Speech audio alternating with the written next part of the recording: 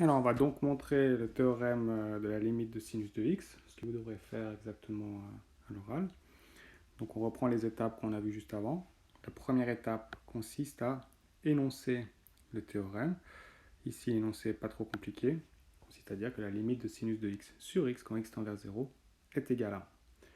La deuxième étape, c'est faire l'interprétation géométrique, parce qu'ici, on est en cas 0 sur 0, et on est limité dans les méthodes qu'on pourrait faire. On a un cas d'indétermination, on ne peut pas calculer la limite. Donc on va essayer de voir géométriquement qu'est-ce qui se passe.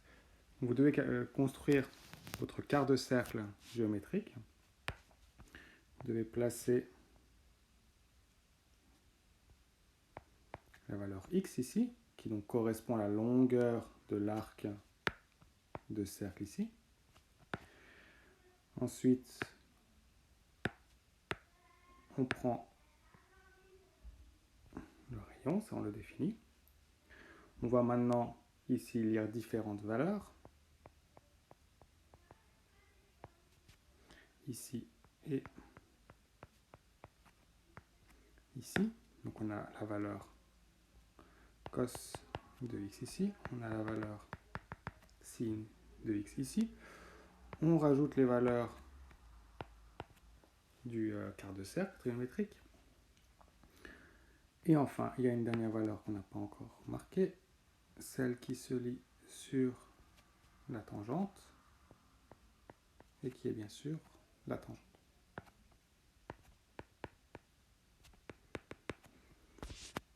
Enfin, on va rajouter des lettres, ce qui va faciliter notre travail. Voilà l'interprétation géométrique. Maintenant, il va falloir qu'on essaye de faire des inégalités dans lesquelles le x va apparaître. Et pour ça, on voit déjà que le x ici sera toujours positif. Donc ça, c'est la troisième étape. On précise que pour cette figure-là, tout ce qu'on va faire sera vrai pour x compris entre 0 et pi sur 2. Ce qui implique entre autres que le sinus de x et le cosinus de x sont plus grands que 0. Autre chose d'importante, comme on arrive par ce côté-là, qu'on se rapprochera de 0 par ce côté-là, alors on va calculer la limite de sinus x sur x quand x tend vers 0 plus, donc quand il arrive par la gauche. Ici, géométriquement, ça veut dire qu'il arrive de ce côté-là. Il n'arrive pas de ce côté-là, mais il arrive de ce côté-là. Pour faire cela, on va avoir besoin de 3 triangles, de 3 formes géométriques, plus que des triangles, 2 triangles et un secteur de disque. On va utiliser ce secteur de disque-là. Ce secteur de disque-là, on va l'encadrer entre 2 triangles. Celui-là, qui est plus petit, et celui-là, qui est plus grand. Donc ça revient à dire que ça, on est dans la quatrième partie, la partie calculatoire. On a que l'aire du triangle ABD est plus petit que l'aire du secteur ABD, qui est lui-même plus petit que l'aire du triangle ACD. On va calculer un peu tout ça. L'aire du triangle ABD, c'est la base fois la hauteur. Donc c'est AD fois BE, le tout divisé par 2. L'aire du secteur ABD, on se rappelle qu'ici on est en radians. On fait l'équivalent avec l'aire dans le secteur en degrés. On fait l'angle divisé par 360 fois l'aire du disque. Donc ici on fait l'angle divisé par 2π, puisque 2π vaut 360 degrés, fois l'aire du disque. Ici c'est π fois le rayon carré. Et l'aire du triangle ACD, c'est la base fois la hauteur divisé par 2. Donc c'est AD fois DC, le tout divisé par 2. On va pouvoir remplacer plusieurs choses. Déjà, AD vaut 1. BE vaut le sinus de x. Le tout divisé par 2. Dans le deuxième, on voit qu'il y a des choses qui se suppriment. le pi et le pi se suppriment. Ensuite, le rayon vaut 1 au carré. Et enfin, pour la dernière figure, AD vaut 1 et DC vaut la tangente de x. Donc ça fait 1 fois la tangente de x, le tout divisé par 2. On va pouvoir commencer à faire des petites étapes calculatoires. Première chose ici, on voit qu'ils sont tous sur 2. Donc je vais faire x 2. Et je vais supprimer tous les 1 qui ne servent à rien. Donc là, ici, j'ai sinus de x est plus petit que x est plus petit que tangente de x. On voit que petit à petit, là, on se rapproche de ce qu'on voudrait. Parce qu'on est déjà arrivé à encadrer x. Maintenant, on va utiliser le fait que tangente de x est égal à sinus de x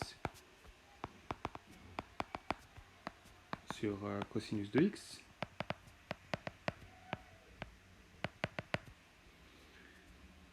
Alors maintenant, ici j'ai x. Moi j'aimerais avoir un rapport entre sinus de x et x.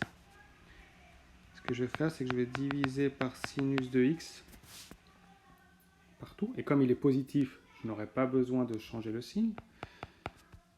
Donc sinus de x sur x, ça fait 1. Ici j'ai x sur sinus de x. Ici j'ai 1 sur cosinus de x. Je suis presque au bout, parce que maintenant j'aimerais pas x sur sinus de x, mais j'aimerais sinus de x sur x. Donc on inverse tout. Donc l'inverse de 1 c'est 1, l'inverse de sinus de x sur sinus de x c'est sinus de x sur x, et l'inverse de 1 sur cosinus de x c'est cosinus de x. Et on fait attention parce que quand on inverse tout, les signes aussi changent, les signes des inégalités. Maintenant, je passe à la limite. Ça, c'est une propriété. Donc, ça doit être la limite en 0 plus, hein, parce que toute cette figure-là est vraie que pour des x compris entre 0 et pi sur 2.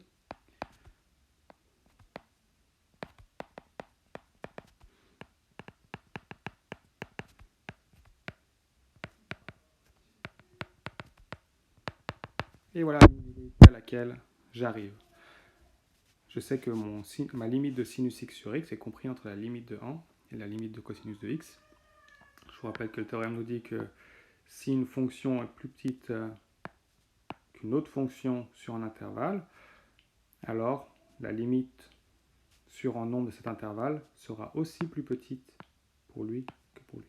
C'était une des propriétés qu'on avait. Il y en a des faciles à calculer. Limite de 1 quand x tend vers 0 plus c'est 1. Celle-là, je la laisse pareil parce que c'est celle que je veux calculer, donc je ne connais pas sa valeur. Et cosinus de x quand x tend vers 0, ça se rapproche aussi de 1. On peut le revoir ici graphiquement. Quand le x devient de plus en plus petit, son cosinus se rapproche de plus en plus de 1. Entre autres parce que le cosinus de 0 vaut 1. Ça, c'est la fin de la quatrième partie, qu'on peut aussi même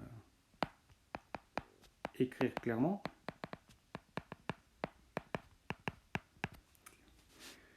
Maintenant, il faut calculer la limite de sinus x sur x quand x tend vers 0 moins. Ça, on va utiliser une petite astuce qui consiste à noter que x, on va le remplacer par moins y. Donc on remplace tous les x par moins y.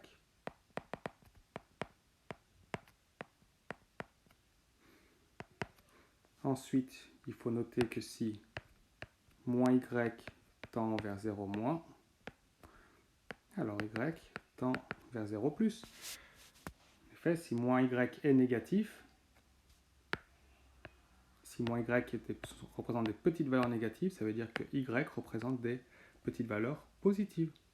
Dit autrement, si y représente des petites valeurs positives, alors si je mets en moins devant, moins y représentera des petites valeurs négatives.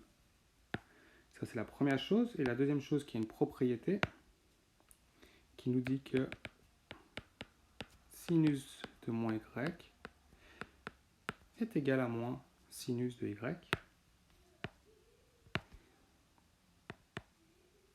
Ça, je change.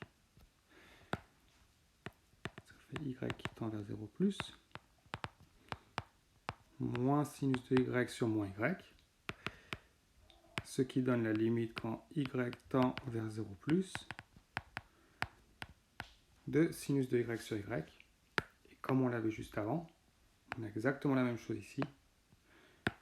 Donc, c'est égal à 1. On a montré que la limite de sinus de x sur x, quand x tend vers 0 plus, est égal à la limite de sinus de x, quand x tend vers 0 moins, est égal à 1. Ce qui implique le résultat de notre théorème. La limite à gauche et à droite est la même, donc la limite en 0 vaut 1. Petite question, pourquoi est-ce que sinus de moins y est égal à moins sinus de y, si jamais c'est un genre de question qui pourra apparaître. On prend le cercle trigonométrique. On prend une valeur ici y. Son sinus est ici. Si on prend la valeur moins y qui est ici, alors ici, je n'ai pas encore marqué ça. Ici, on a sinus de moins y. Et on voit que sinus de moins y est égal à l'opposé de sinus de y.